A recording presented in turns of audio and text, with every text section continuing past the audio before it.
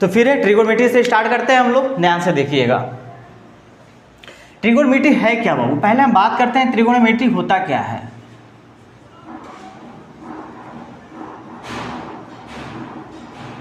Trigonometry, ठीक है, ये होता क्या है? देखिए ये 3 शब्दों से मिलकर बना हुआ है। किन किन से मिलकर बना हुआ है? तो 3 शब्दों से मिलकर बना हुआ है। ये तीनों शब्द ग्रीक भाषा के लैटिन शब्द हैं, ग्रीक भाषा के शब्द हैं जिनसे ये मिलकर बना है। तो देखिए क्या होता है बाबू, इसमें 3 शब्द होते हैं, एक ट्राई होता है, एक गॉन होता है और एक मेट्रॉन होता है, ठीक है।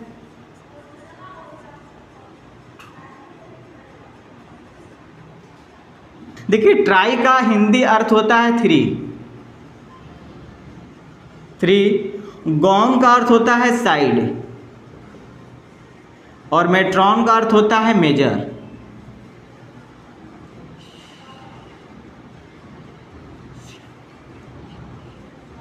तो देखिए 3 का मतलब होता है 3 का मतलब 3, साइड और मेजर, मतलब कि इसमें तीनों साइड का अध्ययन किया जाए। 3 साइड हैं तो 3 साइड किससे होंगे? वो आकृति जिनके 3 साइड है उसके बारे में इसमें क्या किया जाता है? अध्ययन किया जाता है। तो आकृति कौन सा होगा?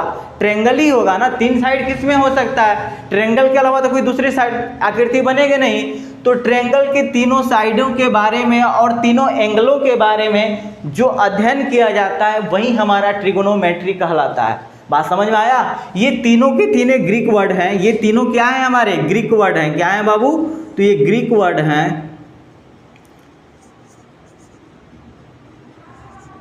ये क्या हैं? ये ग्रीक वर्ड हैं। ये तीनों ट्राई और गॉन और मेट्रॉन क्या होते हैं? हमारे ग्रीक वर्ड होते हैं। और ट्रिगोनोमेट्री के ट्राई का अर्थ होता है 3, गॉन का मतलब होता है साइड, मेट्रॉन का होता है मेजर, मतलब तीनों साइड के हम मापन करते हैं, अध्ययन करते हैं, माप करते हैं। तीनों साइड किसके? तो ट्रायंगल के तीनों साइड के बारे में क्या करते हैं हम लोग? अध्ययन करते हैं। ट्रिगोनोमेट्री एक रिलेशनशिप है किसके? ट्रायंगल के एंगल और साइड के बारे में जो हम अध्ययन करते हैं वही हमारा ट्रिगोनोमेट्री कहलाता है। बात समझ में आ गया? चलिए आगे हम बात करते हैं ट्रिगोनोमेट्री को कितने पार्टों में डिवाइड किया गया है। चलिए स्क्रीनशॉट ले लीजिए इसका पहले।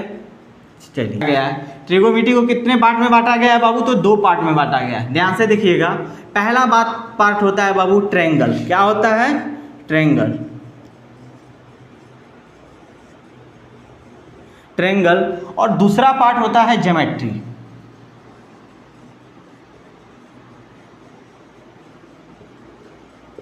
ज्योमेट्री, ठीक है। दूसरा पार्ट का होता है ज्योमेट्री। ट्रायंगल में कौन सा ट्रायंगल के बारे में पढ़ा जाता है बाबू? तो राइट ट्रायंगल। कौन सा ट्रायंगल? तो right triangle. Right triangle. Right triangle, ठीक है। और ज्योमेट्री में क्या पढ़ा जाता है? तो कोऑर्डिनेट ज्योमेट्री। क्या पढ़ा जाता है? तो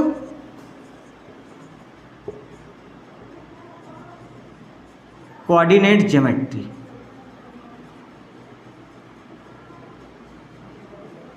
और कोऑर्डिनेट ज्योमेट्री में क्या पढ़ा जाता है बाबू? तो सिर्फ कोऑर्डिनेट के बारे में पढ़ा जाता है।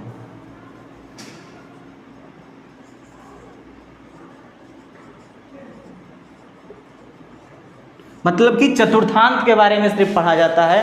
और राइट ट्रायंगल में ट्रिगोनोमेट्री को 2 पार्टों में बांटा गया है। पहला ट्रायंगल, दूसरा क्या होता है? तो ज्योमेट्री, ठीक है। ट्रायंगल में कौन सा ट्रायंगल पढ़ा जाता है? तो राइट ट्रायंगल।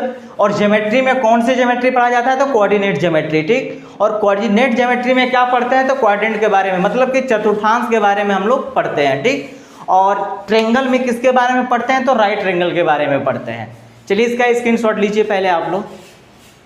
ध्यान से देखिएगा कि राइट ट्रायंगल किसे कहेंगे बाबू?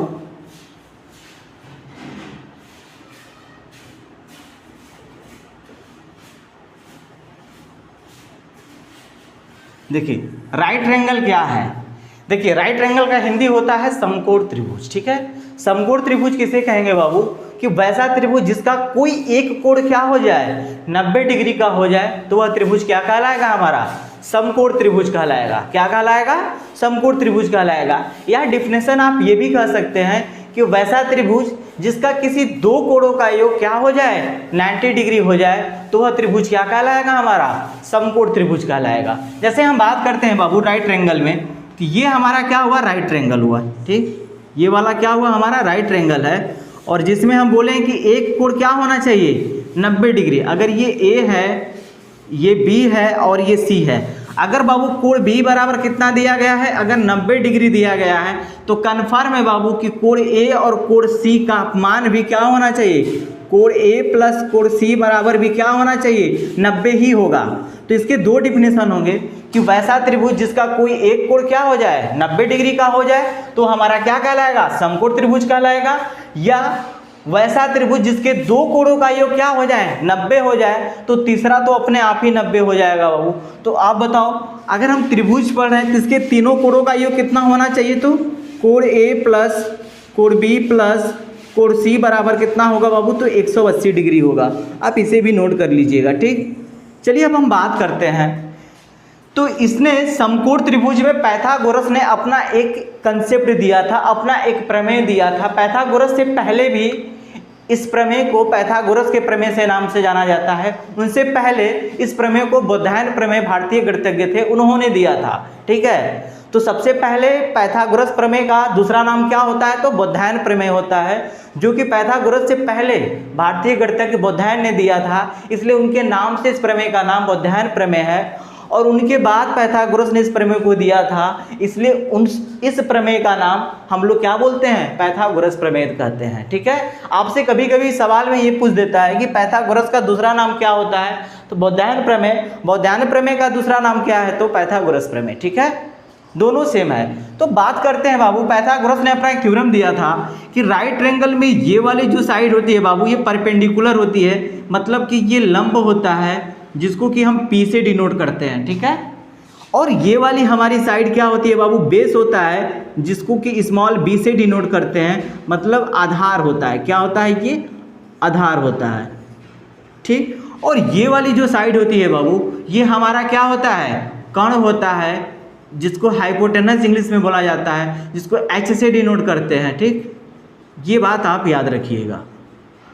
तो पाइथागोरस ने अपना एक प्रमेय जो दिया था, पाइथागोरस प्रमेय, वो ये कहता है बाबू, किसी भी समकोण त्रिभुज में कर्ण का जो स्क्वायर होगा ना, शेष दो भुजाओं के वर्गों के स्क्वायर के क्या होगा, बराबर होगा।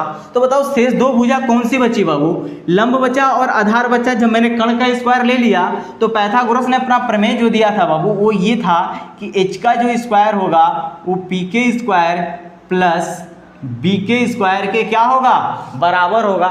जब आपको मैं ज्योमेट्री पढ़ाऊंगा तो इस थ्योरम को भी मैं प्रूव करूंगा कि कहाँ से आता है। ठीक, अभी आप ये जानिए कि पाइथागोरस का ये थ्योरम है। ठीक, ये थ्योरम हमारा क्या होता है बाबू, किसका थ्योरम है, तो पाइथागोरस प्रमेय है। इस प्रमेय का क्या नाम है बाबू, तो पाइथागोरस प्रमेय, पाइथागोरस प्रमेय।